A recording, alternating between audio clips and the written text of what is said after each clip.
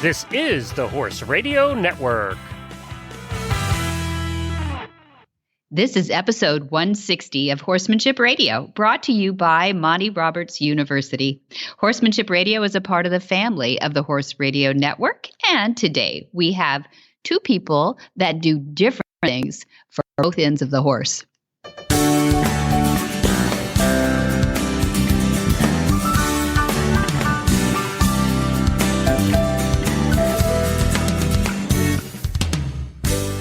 This is Debbie Laux, and you're listening to the Horsemanship Radio. Thanks for joining us. Horsemanship Radio airs on the 1st and the 15th of the month. I have my producer today, Jen. How are you, Jen? Hello, Debbie. I am doing Fair to Midland today. Fair to Midland. Hey, we have a place called Midland that's close by to us. So, anytime you want to visit. I'll stop by for tea. Please do. Did anybody ever say Fair to Midland to you when you were growing up? Yes. Is that a phrase you heard? It was a phrase. Yeah. But, we're so full of phrases out here. I don't know. Are you too? Or is that... Is it funny what it... We had our special ones, and Fair to Midland was one that we had. Yes. I do a lot of business with, globally. So I end up talking to a lot of Germans for one season and a lot of Polish or South Africans or Australians. And I found that I used to think that they had their expressions a lot, like the Irish, right? And then I realized, no. We have all the weird expressions. We're like the melting pot for expressions. And if somebody doesn't, English is the second language, to listen to ourselves talk is ridiculous. All the silly little expressions that, like Fair to Midland, what is that? If you're Polish and you're struggling with your English, don't use that phrase. It will confuse the person on the other end. Yes, I see. Or you have to go around, explaining yourself all the time, which sort of defeats the purpose of having those cute little expressions. But anyway, it is a privilege, though. It is a privilege to meet these people from all over the world. And, there's people that have come and gone through the household growing up at the Roberts household that have really expanded our minds. And this is going to be a fun interview today because one of the kids that grew up on the farm is Phillip Ralls. And anybody who knows the Ralls family, Father Ralls and Phillip Ralls, and now he has a couple of kids coming along. It's really a legendary family in the Western reining world. So we're happy to have him. And then another gentleman who worked in the racing industry down here, but it's a doctor, a veterinarian, who has found a specialty and moved east and created the Horseman's Lab. And I'm excited to introduce, some more natural ways of parasitic control. So it'll be our health section. What is old is new again. Yes. That's right. So I'm excited to hear all about horse poo and taking care of it in an appropriate way so we don't have parasite loads on our horses.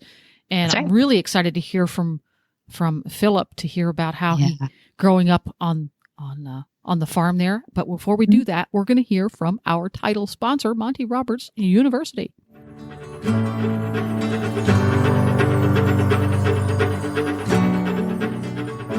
Imagine if you could take Monty to the barn with you. Watch and learn as he addresses each challenge with your horse and answers your questions too. You head to the arena and you work on each new lesson, knowing Monty's there to encourage you, all with violence-free, tried and true methods. After all, he's been helping train horse lovers all his life. With his online university, you could be like Kathy, a retired teacher who just bought her first horse. Recently, I went to a tack shop to look for a smaller halter. I'm 61, just purchased my 14 hands POA the day after my birthday, just a few weeks ago, after never having had a horse. And yes, that's crazy, but as a retired teacher who never had a hobby other than teaching, I decided to go for it. My hubby and I have taken lessons this past year, but I really longed for a relationship with a horse. The only other experience I'd ever had was to ride a horse in Philly, Pennsylvania, my hometown, when I was 16, and I got bucked off. And that was it until I was 61. Well, the owner of this tack shop, this precious lady, 84-year-old lady, gave me a copy of this magazine, Equine Monthly. And the article I read in it was horses are biofeedback beings, and It was just so interesting. I really felt like I just found a pot of gold when I read it, because in it talked about Monty's online university and that I could have access to 575 videos for $10 a month.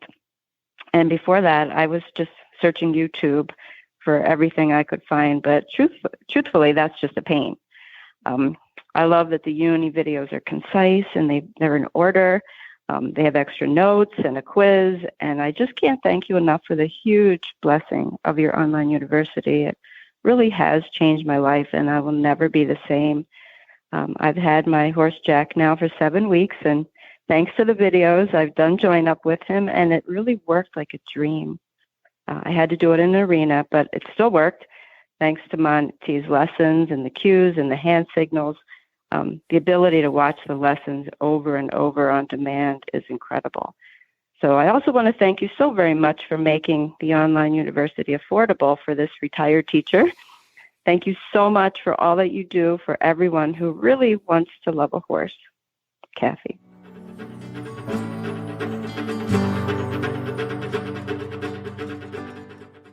Dr. John Byrd, the owner of Horsemen's Laboratory, has a lifetime of experience with horses. As a child, until entering college, he showed horses in pleasure and reining classes.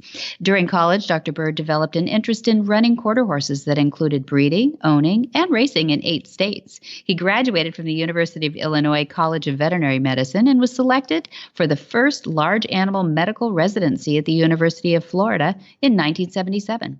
During his junior year, he received the Illinois Standard Bred Breeders Award for the student most interested in equine medicine.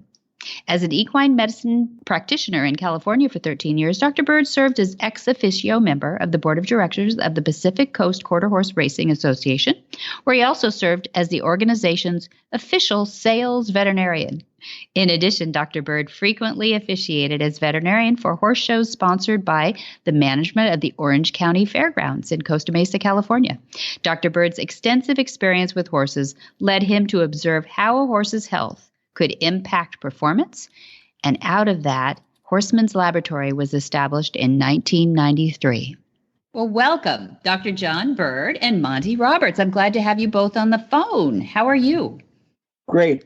Thank you very much for having me. I appreciate this very much. I'm having fun in California here. Yeah, this is Old Home Week a little bit. Dr. Byrd, I know, was a practitioner in California under that veterinary license. Let's see, you did a lot of work in the Costa Mesa, Southern California area. Am I right, Dr. Byrd? That's correct. Also did some work at Los Alamitos at the racetrack there for quarter horses. That's right. That's right. We will have introduced you as a member of the board back then of the Pacific Coast Quarter Horses Racing Association. So you two have some definite equestrian business in common too. I wanted to get you two together though, because we do get a lot of questions these days about resistance in the worming business. And Dr. Byrd has taken that on and done an amazing thing for that. We're going to hear about that. And also about pasture management, too. And Dad, I know that you have a few years in that business of pasture management and a few opinions. And I know that that can be a regional thing. It can be a regional thing by soil makeup and weather. But I thought it'd be interesting to put you two together on the phone to talk about the whole digestive system of a horse and how we can improve their health, and not make this a veterinary medicine episode necessarily, but we all know that health affects behavior, and this is Horsemanship Radio. So I was hoping you could help us with our horsemanship that way. Well, I think Dr. Byrd, this is Monty speaking, I think Dr. Byrd ought to know that I first met Mr. Vessels in 1948, and we just had a thing called the Quarter Horse Association, American Quarter Horse Association, and in 46, 47, and 48, they were going around inspecting horses to see if they would give them papers to be a quarter horse. That's how mixed up the quarter horse breed was at that time. But Mr. Vessels was a very responsible human being. And when he put together the Los Alamitos organization, Farrell W. Jones was part of it, and they really wanted to do the right thing, in my opinion. And it was Dr. Byrd and other doctors at that time, Wheat, etc., that were my early learning curve, if you will. And boy, do I know how important it is to have horses clean of those internal parasites. They will put a stop to a freight train. Mm. It's very true, and certainly with the resistance, it's very difficult because most of my clients used to say, well, all my veterinarians just tell me, just go ahead and deworm them. But recently we found out that you didn't know whether it really helped or not, because a lot of times, more recently, since around 2000, we found that the resistance has really been a problem. And in fact, I say that since about 1950, when we first started really worming horses, that we've been actually selectively breeding them for resistance. Yeah. Breeding the parasites for resistance. Yeah. And we're seeing that same thing in the viruses today, my word. What's got us all home. This resistance thing and morphing, if you will, is really diabolical in our efforts to keep horses clean. Right. And the fact that what we did with the dewormer was we killed off almost all the sensitive ones, but there was a few of each population which were resistant. And we kept killing off the sensitive ones, leaving the resistant ones to mate with the resistant ones and produce more resistant ones, to the point where in many cases, the population on some farms and some stables of certainly small strongyles now, which are one of the major parasites of older horses, major part of the population now has become resistant to many of our medications. Yeah, and Dr. Byrd, I think you'd find it interesting. I don't know whether you've been in this particular area or not, but of this science. But the Mustangs that are gathered at 3, 4, and 5 years of age have been loaded with internal parasites for the entire time they've been on Earth, because nobody was around to worm them at that time. And once you go and you adopt one of these Mustangs, you take it home and hit it with a normal load of anthelmintics or worm medicine, and you're apt to lose him. And many of these Mustangs are so loaded with internal parasites that you kill off so many because they haven't been resistant so much because of the lack of medication that they've had.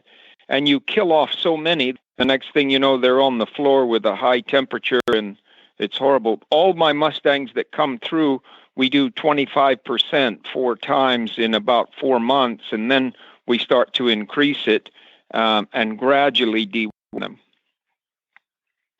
Right. I haven't dealt much with Mustangs, that's for sure. But it's interesting. I have a small boarding stable, and I have one here. And interestingly enough, she hardly ever needs to be dewormed because she never has any eggs in her samples. Yeah, that's interesting. Yeah. So that was one of the things that I wanted you to talk about, because we do know that resistance, Dr. Byrd, is a problem, and we've been perpetuating that problem for a long time. So you at Horseman's Lab, what's your philosophy on worming? Because we all want to do right by our horses. Well, I think it's not just my philosophy. I kind of follow Dr. Martin Nielsen at the University of Kentucky, because he's from Denmark and he's done a lot of research on this. And in fact, he has originally was in Denmark, and it's interesting, as I understand it, Denmark actually has a law that you're supposed to not deworm your horse unless you find evidence that it needs it. And the philosophy that they have been going by now is doing stool samples on horses and checking them to see which horses need to be dewormed, and only deworming those horses like we used to when I first got out of vet school way back in 1970, they always recommended, and a lot of veterinarians still do, deworm all the horses on the farm at the same time. And the philosophy now is they've divided it up when you do a stool sample to horses that are in low, medium, or high shedding ranges for strongyle eggs. And it's mostly small strongyles at this point. And you only deworm the low horses or the negative ones once a year, and medium horses 2 to 3 times, and high horses that are shedding a great deal of eggs, over 500 eggs per gram, they recommend deworming 4 times a year. Now, I set this up a long time before we ever thought about resistance. I started doing stool samples in 1991 when I was in Orange County, California, because I felt we were deworming horses way more than they needed to be. Most of my clients, we were deworming their horses every 2 months. Plus, in 91 was when the daily dewormer came out, where they were going to feed them every day deworming medication. And I thought that was way too much. So I started on my own as an experiment, just checking the horses I was deworming before I dewormed them. And I found that less than 1 out of 20 horses in my clients there in Orange County, less than 1 out of 20 of them were passing any eggs to indicate they were infected. And yet we were worming them every 2 months, and they wanted to give them a daily dewormer on top of that.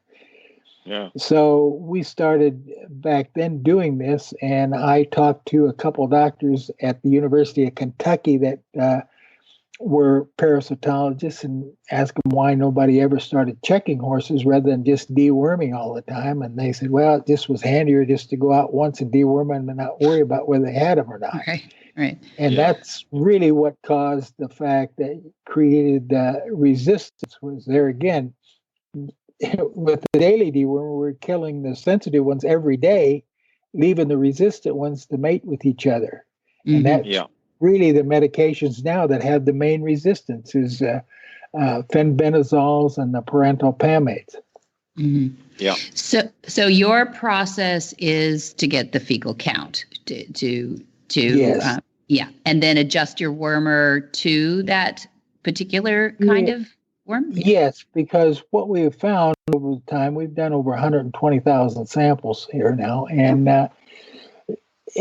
with research that they've done, Dr. Reinmeyer and Dr. Dielson, who wrote the handbook on parasite control in horses, which is the newest parasite book out, they found, as most places, 80% of the worms or infective larvae that are placed in the pasture are put there by 20% of the horses. So they're almost 80% of the horses that are in a pasture don't need to be dewormed nearly as often as we've been deworming them, because we found this so many times, and people always thought, if one horse in the pasture had a lot of eggs, they all do, and that's just not the case. Back in the 60s, there was a doctor by the name of Dr. Hurd at the University of Ohio, and he did an experiment where he put 20 horses in a pasture and checked them every month and found out that some horses in that pasture would have very high egg counts, and he would deworm all the horses that had a high egg count, and others would have very low to no eggs in their stool. And over the year, the same horses continued to not have eggs in their stool or very low counts, and others continued to be always high when he went to check them, or were high within a couple of months of deworming. So that's where this came up, and they found that, like I say, 20% of the horses in the pasture are probably producing 80% of the contamination, which means we only have to worm those 20% that are producing all the eggs. So what's the explanation, Dr. Byrd, for the reason are some horses healthier than others and can fight off worms? Why would there be a disproportionate amount?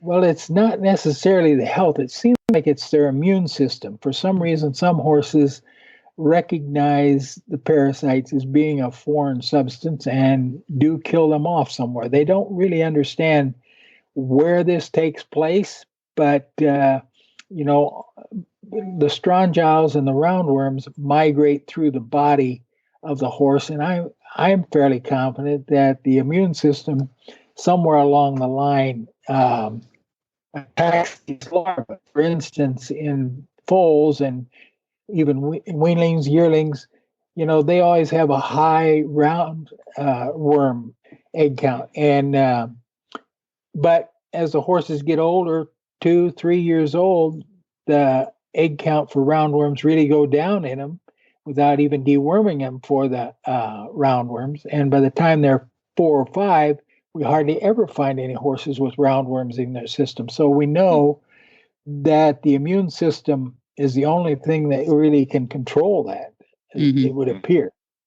And so we know that they build an immunity. And so some horses seem to build an immunity to the strongyle larva as well, because now the small strongyle larvae all have to become encysted in the lining of the intestine, and they spend 2 or 3 weeks there, up to 2 years, and then come out of their cysts and become adults and start laying eggs. And I think that's most likely where the immune system really affects the life cycle. Now, some people say, well, it's in the intestine, but I don't see it. I don't do a lot of research. I didn't get into it in the research phase. So, but they still haven't really. I talked to Dr. Nielsen a few months ago about this, and they really don't know where the immune system in these horses that are protecting themselves, where they really attack the worms, but for some reason they don't.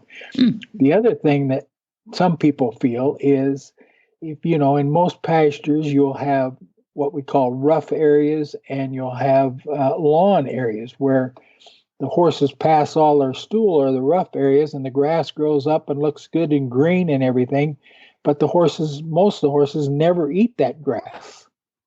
But then that's where most of the eggs and infective larvae are, because the larvae, once they hatch from the egg, it takes about, depending on the temperature and the moisture and stuff, anywhere from 1 day to 5 or 6 days before that egg hatches and the larvae go through their stages to develop. Once they develop into the infective stage, which is a stage where they have a coating, and I refer to it kind of like a snake that grows. They have that skin that always sloughs off. These larvae, they get a skin kind of the same way that protects them, so they can pass through the digestive tract, the stomach of the horse, and not be destroyed.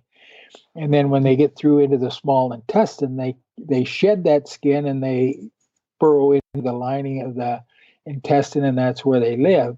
So the infective larvae only go about 1.5 feet from the horse's stool that they were passed in. Unless we get involved and go out there and mow the pasture or drag the pasture, which I still have a hard time myself, not wanting to go out and drag my pasture sometimes to spread that manure around. And it's fine if you do it when it's really hot and dry. But if you do it when it's moist and there's dew on the ground and that sort of thing, what happens is you spread those infected larvae all over the pasture, so the horse can't avoid eating them. And that's one of the things they recommend, and they found it really be almost as good as deworming the horses if you have a routine where you clean your pastures about every 2 or 3 days. Now, I know that sounds like a lot of work, but mainly you only have to clean the areas that are the rough areas. You don't have to clean the whole pasture, because that's where the eggs are concentrated and the infective larvae are concentrated, in those rough areas. That's really interesting. Yeah, I don't know that a lot of people know that, that, maybe just board their horses and they do spend some time on some pastures. Are there kinds of grasses that are more prone to the horse picking up the worms than other kinds of grasses, or are there soils that are more conducive to worms surviving than others? And not that we can necessarily prevent that, but we might be heads up about it. Yeah. Well, I haven't found anything in the literature about that situation, but that's not to say it's not out there. But I don't think they've done a lot of research on that, which would be good to know. But it's basically, and in fact, picking up the pastures, they make equipment now for bigger farms and stuff that actually go through the pasture. You can go through the pasture and sweep up your manure or picks it all up. And you can do that every 3 or 4 days. Like I say, it depends on where you're at as far as the temperature and moisture, how quickly these eggs hatch. Sometimes they'll hatch in 24 hours and it'll only take them a day or so. But most of the time, it takes at least 2 to 3 days for the larva to reach the infective stage. And they stay in the manure pile, the pile that they're passed in, until they reach the infective stage. And then they leave the manure pile and get it on the grass and are eaten by the horse. Yeah. Interesting. Dad? I've got some information for you on that score, and it's very interesting to listen to you, Dr. Byrd. Queen Elizabeth II has a very strong opinion on this, and she has her babies growing up on a place called Polehampton in the south of England. And I'm here to tell you, I spend some time there, and the team that's there of about 7 people spend roughly 50% of their time running these large vacuum cleaners that take up the piles in those rough areas. Yeah. And it is true that if you keep that area clean, they will keep using that area. If you don't keep it clean, they'll tend to widen the area. But if you pick it up, they will go back there and keep using that area more and more. And Her Majesty believes that we got to get that out of there and get it in a pile somewhere away from the horses and go through the process of creating mulch. And people take it off to mix with other factors, ground trees and stuff, to make compost for their bags.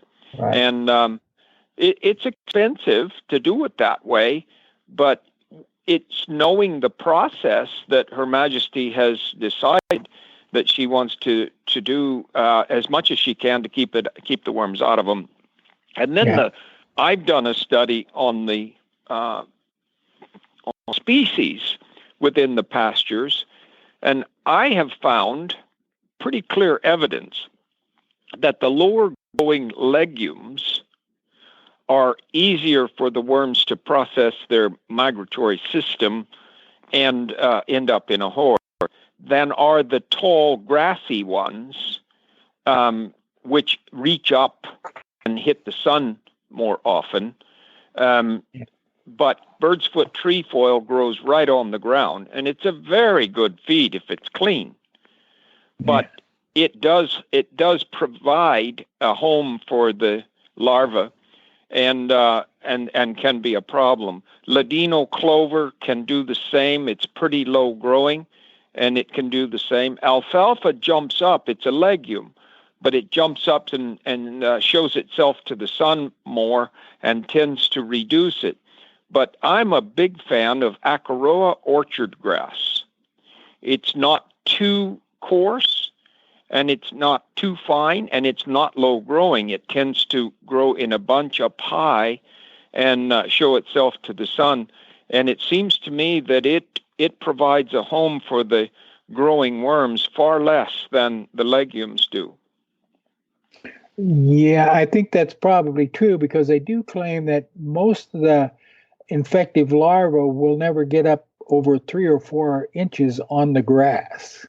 Right. They generally stay in the shorter area, and that may be because it seems like they will crawl up on the grass to that length, and then when the sun really hits them and it starts to dry out, they will actually go back down to where it's more moist or shaded, because they will burn up their energy, and they can't feed while they're in the infective stage. So anything that causes them more metabolism more, which heat does, why it will cause them to use up their energy and die, actually. Yeah, and I advise people here in California to top dress with annual rye.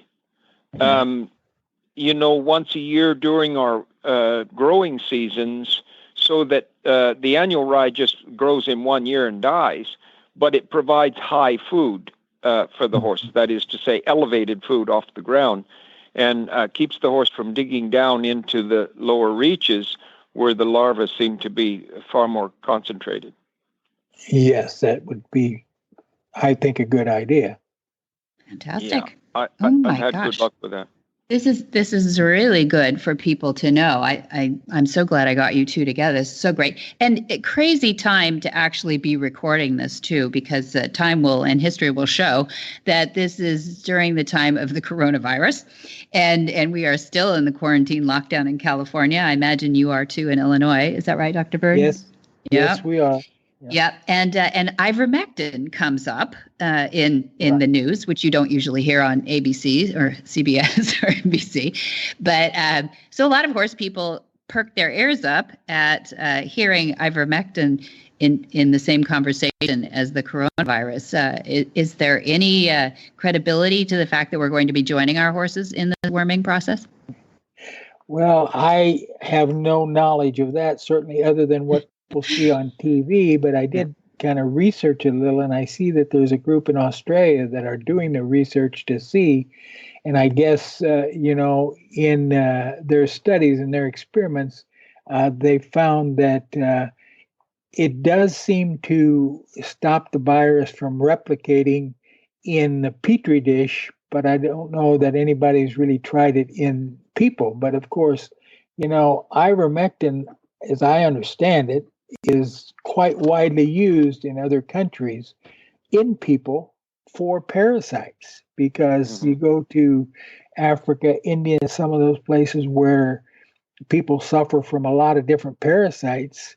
Ivermectin is, as I understand it, one of the main things that they use to control them in humans.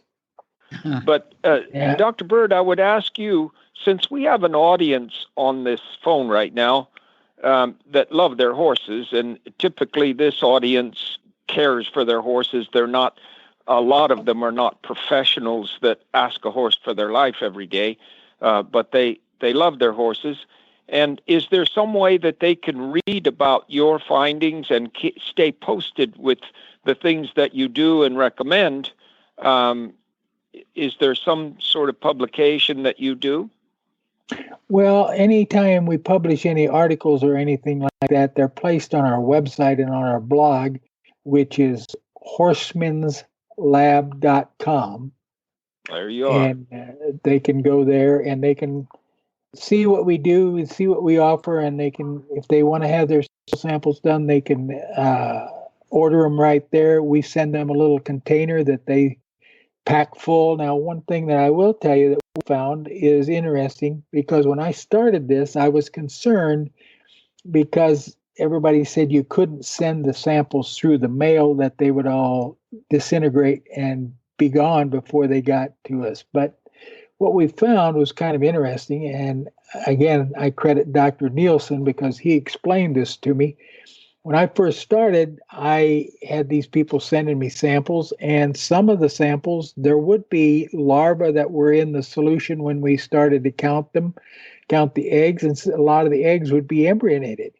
And so I, at first, even before I really started, I looked around to try to find a way to preserve the sample. Couldn't find any, so I went ahead and started, and I found this phenomena that they'd all come in the same envelope, so they were all exposed to the same environment, and yet some of the samples, the eggs would be hatched. Some of the samples, the eggs, there might be some that were hatched, some that were embryonated. And so when I first met Dr. Nielsen, we were talking one day, and I asked him about that, and he said, well, I thought maybe, because there's like 40 different species of small strongyles, depending on what book you read and when you read it, because it seems they're finding more or whatever. I said, do they really hatch out at different times? I thought maybe certain species of eggs would hatch sooner than others. And he said, no, the reason I think it's for it is the fact that the eggs need oxygen in order to develop and embryonate and hatch. And he said, if you pack the little container really firmly full, and clip which we recommend is close the lid, they won't hatch. And sure enough, we started really recommending that very strongly to our clients, and we hardly ever see any embryonated eggs unless the people don't read the directions on our little containers that tell them they need to fill it completely. And when they're packed in there, they can take 2 weeks sometimes in the mail, and still the eggs look like they were just passed from the horse. Well, there you are. That's a very good tip for people. And I'm glad you gave them that address, because they can now stay hooked up as to what to do next, and you can make your recommendations to them, or you will make recommendations to them, and they will hopefully follow your instructions. Perfect. And we also, any articles that we find or read about that are printed about parasite control, some of them we feel can be off base, like everything, but ones that we feel are following, and mainly I kind of follow, like I say, the guidelines from Dr. Nielsen, Dr. Reinmeyer. Dr. Reinmeyer received a PhD from Ohio State in parasitology, and he has his own laboratory that he does drug testing and stuff, and he's very knowledgeable and speaks a lot on parasites around the country. And I think that he's very good, and so is Dr. Nielsen. And so we try to follow their recommendations and what they find. It's like the coronavirus too. All the different research they do, it keeps changing on what their recommendations are somewhat, because they find new things that are happening or different things than they thought were happening. And so you have to kind of keep, this is kind of something that's, changing all the time. It's not something people still think. I get things just like now. I got a big thing on my Facebook page where we had an article, and there's, why don't we just continue with the deworming and rotation? Well, they found that that's one of the things that's really creating the resistance. Is the reason we can't continue that. But it's hard to. It's like our business, I'm sure. It's difficult to educate the people when they've been doing something for 40 years or something to change. 6,000 years. It's really the truth. Exactly. Yeah. Well, thank you. This has been hugely informative. I really appreciate it. And I appreciate both of you being on today for this too. And I hope people will take you up on that and take it to heart about this. I think we're understanding a lot more about viruses and ways to medicate or over-medicate that are not good too. So I appreciate that there's brilliant minds out there like yours working on this, Dr. Byrd. Thank you. Well, I've got some new thoughts from it, and I thank you, Dr. Byrd.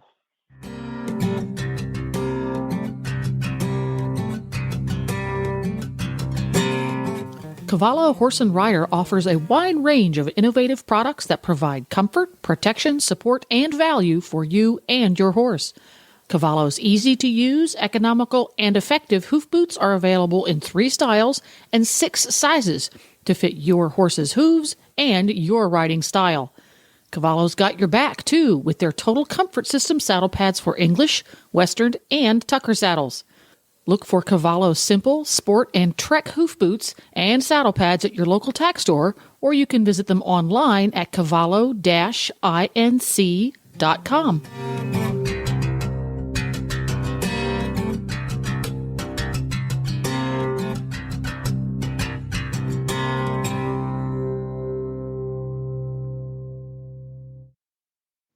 Phillip Ralls was born in Ojai, California, raised around horses, and was brought up in the horse show industry. Phillip's dad, Ron Ralls, is also a horse trader, and Phillip began showing when he was only 11 years old.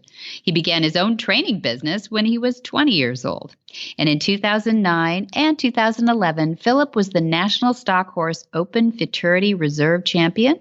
2011, he was the NRCHA Open Hackamore Reserve Champion, the NRCHA Stallion Stakes finalist top 5, and this young man was a multiple NRCHA Snaffle Bit Futurity finalist.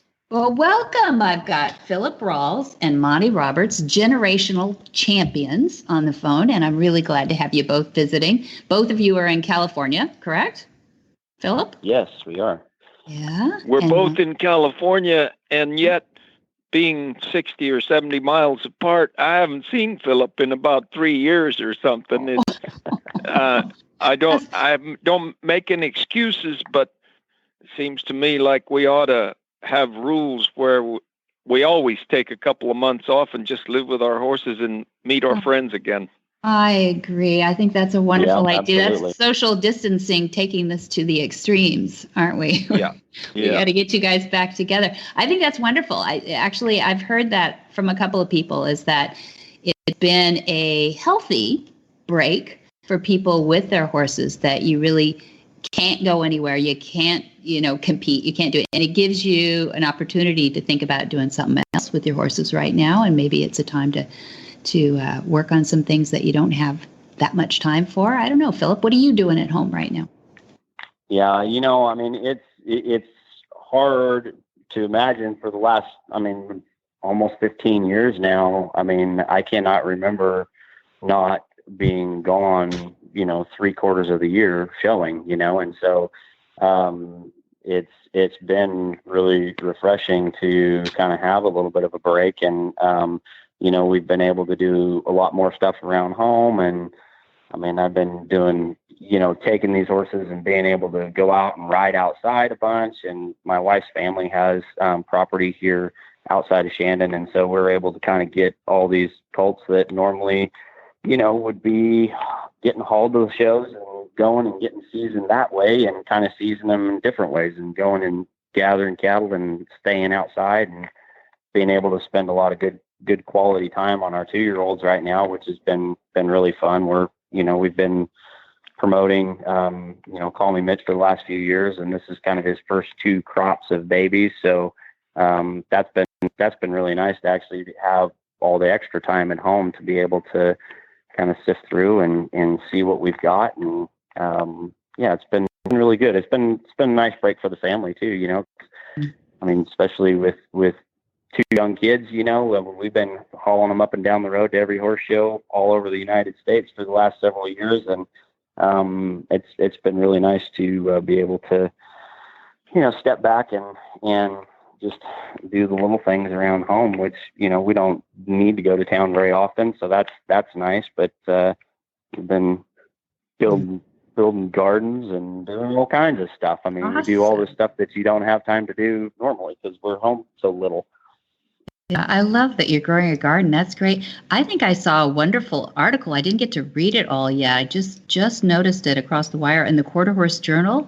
Kirsten Agumuller just wrote on you and Call Me Mitch. Speaking of Mitch, and tell us about that. That looked pretty cool. Yeah, we haven't got the translated version, so I don't know exactly what all is in it, but. We've known Kristen for several years now. She's the first year, 3 years ago, when I showed Mitch there the first time, I had met her and her husband, and and got acquainted with them. And then we've seen them there at the World Show and during World's Greatest each year. And it's been they're really nice people, and I believe that was published in Germany. And so it's kind of fun to have. That horse generates a lot of fans and a lot of publicity just in general, just because he's, pretty special, unique horse. And he's got quite the fan base all over the world. So it's fun meeting people, that have followed him and they love to write about him. And so it's, we try to do what we can do. At the time we're at those shows, we're getting him out and they're taking pictures with him and they're doing, all kinds of stuff, and it's been a lot of fun. Yeah. So you're still showing him and you're still getting him out. He's shown and trained by Phillip Ralls. That's big stuff. He's been a special horse. We bought him as a yearling and trained him and showed him and have had a lot of success, across the board. And, now he's kind of transitioning more into, his breeding season has gotten very busy. So, we won't be showing him. We have been showing him during breeding season the last couple of years just to kind of keep him out there. But I think once breeding season's done, there's, there's a few shows here towards the end of the year. I don't know if we're still going to get to have it or not, but we're kind of slated to go to that Run for the Million. It's $100,000 bridle class there for in Vegas at the end of July. So that's a pretty exciting event. So hopefully they're going to still have that. But if not, we're going to cut on him a little bit more and just kind of keep getting him out there. I mean, he's sound and healthy and he loves to go show. And so I think that's kind of special as far as, a lot of those horses, they jump up and win something and then retire them, and I think it's kind of a testament to him and just his being good-minded and liking his job, and he can keep showing at a high level, so, but he's done plenty. He doesn't owe us nothing. Yeah, no, but it's fun that you're having fun still too. And I'm hoping that some of those shows, as we speak, this is almost May of the coronavirus quarantine, and some shows are talking about going virtual, which will be fun. I know people are dying to see horse shows again and see, horses again. And so I'm hoping that maybe that will be a performance only, and web streaming or something so that we can see you, because we'd love to see you out there having some fun. But yeah, absolutely. I don't know, Dad, when's the last time you got to see Phillip ride a horse? Like I said, I think it was about 3 years ago, or something. I went to Paso Robles and I visited with Phillip a little bit up there, not as much as I would like to. Phillip was raised on this farm and was with us 20 odd years here. And yes, I know he traveled a lot and showed a lot. I read about it and hear about it and all that stuff because Pat has a horse called Blackie. She calls him Blackie. His real name is Black Design. And Phillip did all the early work on him. And I know that Phillip traveled a lot, but you talk about me being home. For 31 years, I've traveled over 100,000 miles a year to 41 different countries. And to be locked in here has, two distinct directions. I'm having a lot of fun learning more from my horses every day. At 85 years old, I sincerely tell you that the last 3 years have been the learningest years of my life. And just this last month or so, there are some things that I learned that I sincerely believe. I wish I could visit with Ron and Phillip about them, because there's some really interesting things that I've learned. And also with my deer. They are the flightiest animals on earth, and horses are a flight animal. So they share the same responses to our work. And I think Phillip would agree to me that when we finish this, 6 months or something of riding our horses more and staying home, the ones that are riding well and treating their horses right, you're going to see a lot more 76s and 77s. The ones that ride badly and make mistakes, you're going to see a lot more 69s because they're spending too much time on them doing the wrong thing. But it's going to be a greater spread. I tell you, you watch it now, it's going to be a greater spread, because those people that are talented and have learned the right things, they're going to up their product by about 2 or 3 points. And those that haven't learned well are going to reduce their product with time they spent negatively. Mm-hmm. That's my story, and I'm sticking to it. And I got to get to see Phillip more often. He's such a representative. He and Zane Davis, and even Jason Davis and Ron Ralls. I mean, they are my heroes. They spent their time here. They were on the road with me or whatever. It's a family. Mm. Yeah, well, we certainly appreciate it, and we know where we came from too, and I think for me, it's I've been very fortunate to have really good horsemen in my life, through the whole process, every step of the way, from my dad to you, Harold Farron. I mean, and people that took the time to give you an opportunity and took the time to help you, work through stuff. And, that I'm now, I've had lots of different people work for me, but it's like I've got a guy that's working for me now that I've really had a lot of fun with, and he's doing such a good job on my young horses and coming along, and is just reminds me a lot of that same, hunger for information that I felt like I had, wanting to get better and wanting to learn. And each day you coming out and you're seeing him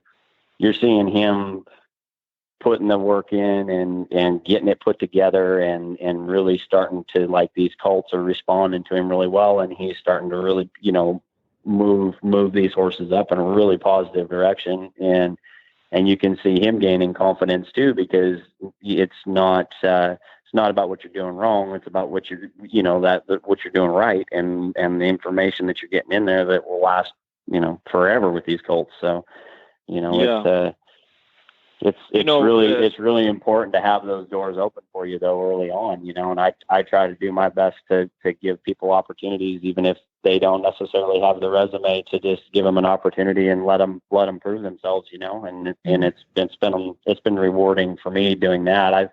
We've had a ball and just talking about all the different stuff that we used to do, from, race horses that had come back from the track to our show horses to just all the horses we were starting there every year. It's like I got 25 years of education, in 10 years of starting colts there, just from being able to do it so much. So it was great.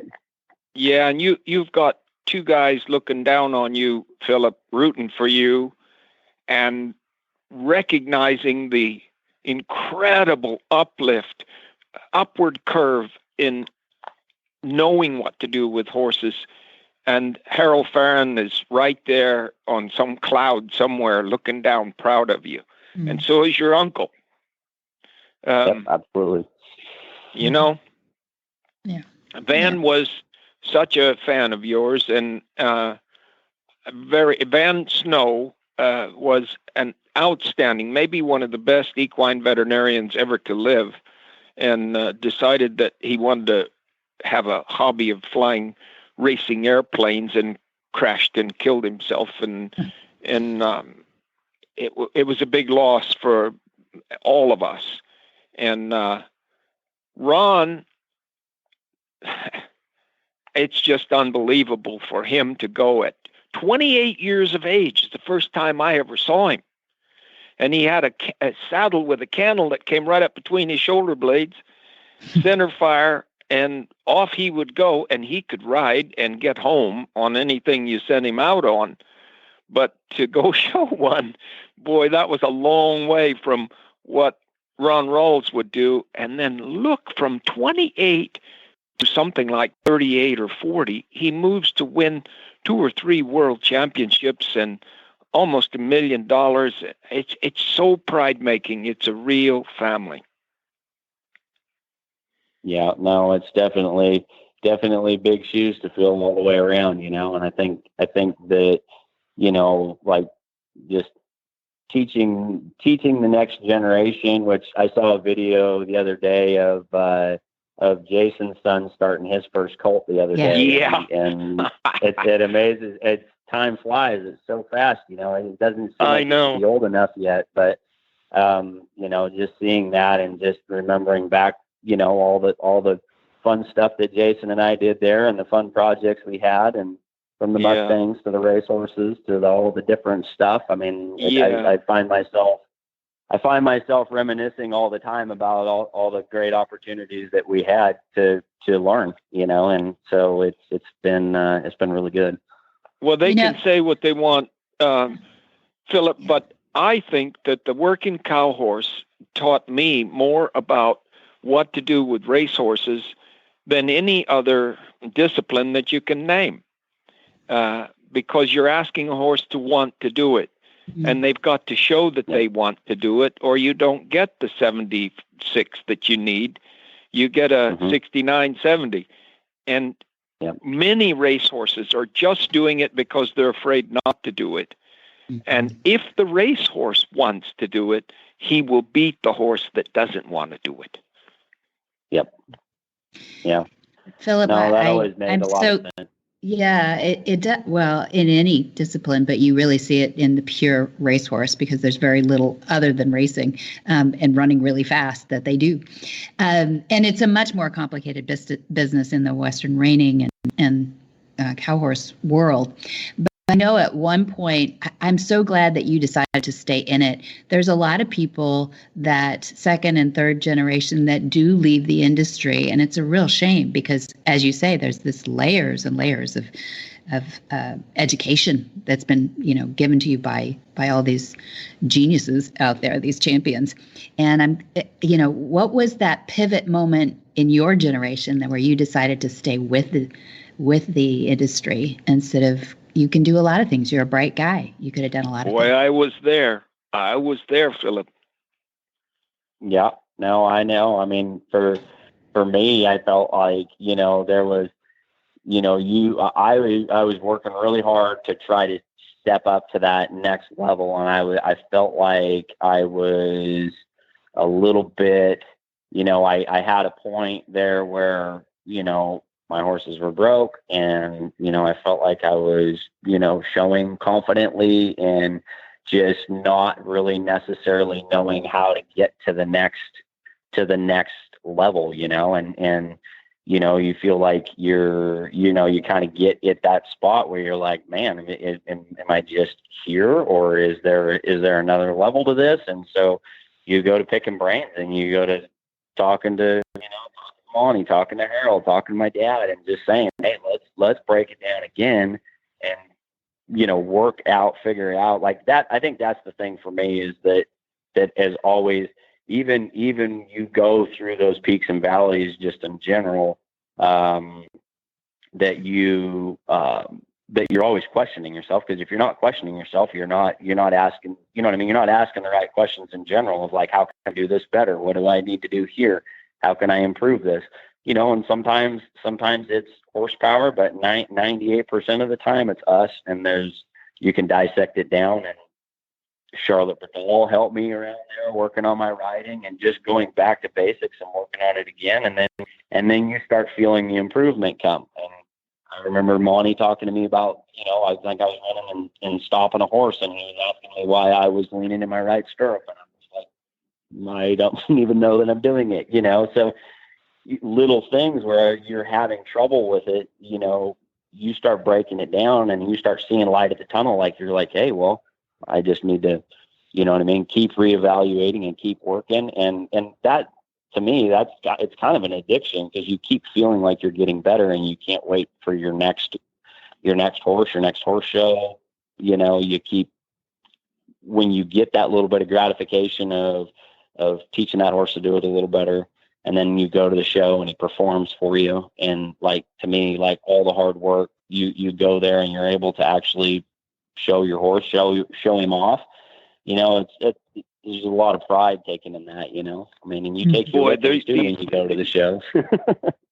These words, Phillip, are so gratifying to me because there was a time when you and your mother and I sat down in my kitchen and there was a conversation about going back to school and learning more of something else and getting out of this business of needing a big score from some judge that wasn't giving it to you.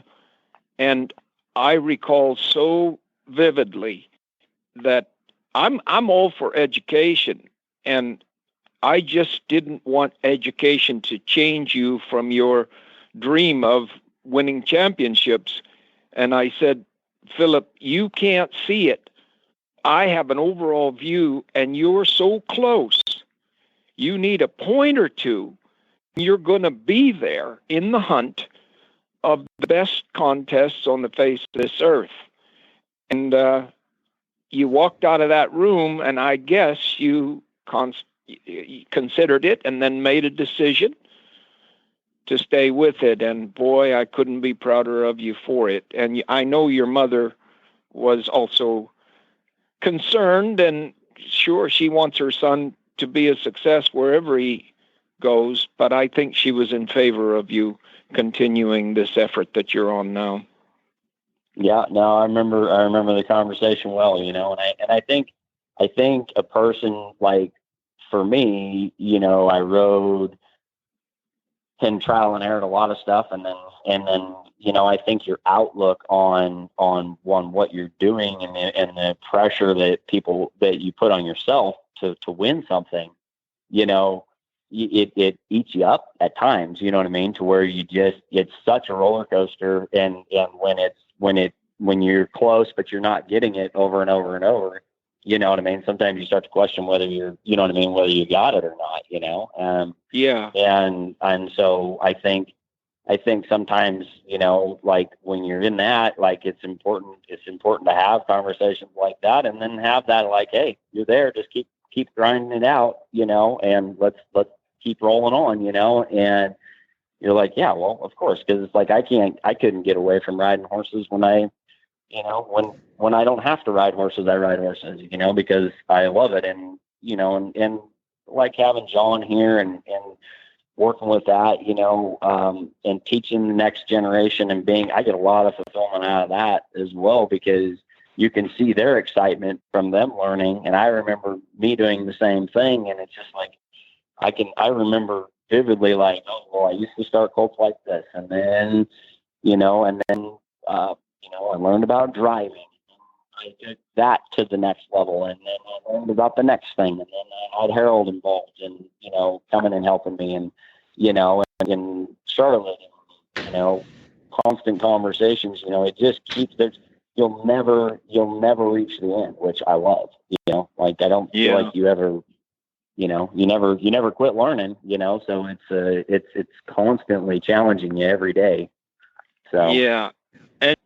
I was telling stories the other day just about being down at Flag Is Up. And it's just, I just remember when, going through those horses and having the horses that we were able to go down the road and show and do all that. And, was really, I mean, that was the start of, the whole deal, I mean, I'd rode a lot of colts, but actually training horses for myself and the public and you guys, and doing all that and putting up with all my mistakes. And, it was, life changing for us, because now I get to do what I love to do every day. So, and now I get to get my kids involved in it, and it's great. And having you and Zane and Van here at the same time, along with Ron, it was, I have to look back on it to realize how much fun it was. And I should have realized it more when it was happening, because it was truly the building of champions. Boy, when you think about it, I mean, there's a lot of talent wrapped up in that story. Yeah. Well, Phillip, I've kept you guys a long time. I really appreciate your time together, and it was good you guys could catch up a little bit too. And that's part of the reason for this call too. But I know that your website, I'm going to put a plug in for you if you can't remember it, but it's Phillip Ralls performancehorses.com. And I want people to go there and admire. It's a great website. It's a great Facebook page that you have too. And you put a lot of tips up there, and you do a lot of things that trainers don't always do. You're very open about it. And it's just a beautiful country too, that you share photos of you and your family with. And I think people should get to know you. You're an amazing horseman, an amazing dad. Mm-hmm. I appreciate it, and it's my wife is directly responsible for all of our advertisement and stuff, and she does a great job with all of it. And I feel like this, our family, Cow Horse family, with extended family through everybody that we've been involved with, it's it's everybody's kind of going through some trying times right now with this whole coronavirus business, but you really see how everybody pulls together, and like, I feel like my wife really reaches out and puts a lot of extra effort and into letting people in on a lot of insight to the behind the scenes stuff that a lot of people don't know about. And we take it for granted because we're doing it every day. You don't really think about it, but she always puts a lot of great content on there and cool pictures, and it's always fun. We get a lot of great feedback from it. So, and I know she takes a lot of pride in it. Good. Well, thank her for us. That's great. Yeah. You can certainly finish this off by my saying that if you want a champion working cow horse, you could go to Phillip Ralls and have the best chance to get one. I tell you, he's doing the job. Whisper the language of the herd. Listen, you don't have to say a word. It's time for Jamie Jennings to fetch an email from Monty Roberts' inbox and share a morsel of Monty's wisdom in a little segment we like to call Ask Monty. Leave this world a better place and learn the magic in the language of the herd. G'day, Monty. After many years with horses, I'm just beginning my journey with Join Up. My past practices have been more organic with a bit of information from here and a bit from there. I'm bringing a stallion, 14 years of age, back into work after 8 or more years and was wondering if you considered stallions any more of a challenge to get Join Up. He is a kind boy, cutting bred and trained by his breeder as a young horse, but I've never ridden him before and would like to get him to join up as part of my process. Currently, time and finances don't allow me to join your study program as much as I would like to. Finding myself now widowed and having to cull all but our breeding stallions in one mare, I would like to get back in the saddle for myself and my late husband. Regards, Fiona. Monty's answer. Dear Fiona, congratulations on all fronts. Your stallion probably has several years to enjoy working with you. Unless he is aggressive, then Join Up should be no different than from the young horses. I advise students all the time that this is the horse's language. It is their procedure, and it is a fact that I learned it from them. I'm sorry about your loss, but proud of you for choosing to explore the world of horse-human partnerships. For more of these insights into good horsemanship, go to montyroberts.com and click on the words Ask Monty at the bottom of the page. Hi, I'm Monty Roberts, and I'm dedicated to training horses without pain. You can learn to do it too on my Equus Online University. Western, English, the beginner, or the advanced rider. It doesn't matter. You can connect with other students online too, on our forum, and there's a new lesson every week. It's a lifetime of learning for you on my Equus Online University at montyroberts.com. What in the wide world of sports is going on here? Where in the world is Monty Roberts? Monty is looking forward to meeting some new friends, two-legged and four-legged. June 21 through 23, 2020 is with Monty Roberts, Temple Grandin, Rick Lamb, and lots of other presenters at The Movement, themovement2020.com. June 29th through July 3, then we have Monty Special Training Brazil. And July 24 through 26, we have another Horse Sense and Healing for our veterans and first responders. Yay. And August 3 through 7, we have Monty Special Training, our annual big course, 5 days with Monty. And then August Farms. At Flag is Up Farms. That's right, Jen. And August 17th through 28th, we have our Gentling Wild Horse course. That's the one that people come from all over to do that one. And then September 11th through 13th, we'll reach out to second Horse Sense and Healing this summer. And we also have on that same weekend, September 11th through 13th, we have a CHA Equine Facility Management Certification course at Flag is Up Farms over 3 days. That's really fun. There's a lot going on at Flag is Up Farms. Always. Always, always. And you can make a week of it, too, because Flag is Up Farms is located in Solvang, California, where it is A, beautiful, and B, a great place to visit. It is, yeah. Wine country, horses, Danish pastries. What more could you want? The pastries. Oh, yes. I highly recommend it. And if you did not commit all of that to memory, we don't blame you. You can go to montyroberts.com and have a look at Monty's calendar yourself, or you can give them a call at Flag is Up Farms. The phone number is 805-688-6288. And for details about today's show, go to horsemanshipradio.com, where you're going to find links, photos, and more information about today's guests and topics. We love your feedback. We want to hear from you. To do that, you can email folks by way of montyroberts.com, but you can follow them on social media. Monty Roberts on Facebook and on Twitter and Instagram. It is Monty_Roberts. And don't forget, you need to have all of the Horse Radio Network shows with you wherever you go using the Horse Radio Network app. The Horse Radio Network app for your Android or iPhone. Go to your app store and search, or you can listen to us on your favorite podcatcher, iTunes, Spotify, etc. That's right. Etc. Is that a new one? Many thanks to our sponsors too. I thought maybe there was a new name. Oh, yeah, etc. They're all such strange names, aren't they? They Like have weird Stitcher names. and many thanks to our sponsors too. Monty Roberts University, Cavallo Horse and Rider, and all you listeners. I really appreciate all your comments, and just as Jen said, those comments make us better. I appreciate it, and give us ideas for new people too. So be sure to visit all the other great shows too on the Horse Radio Network at www.horseradionetwork.com. Until next time, have many happy horse hours.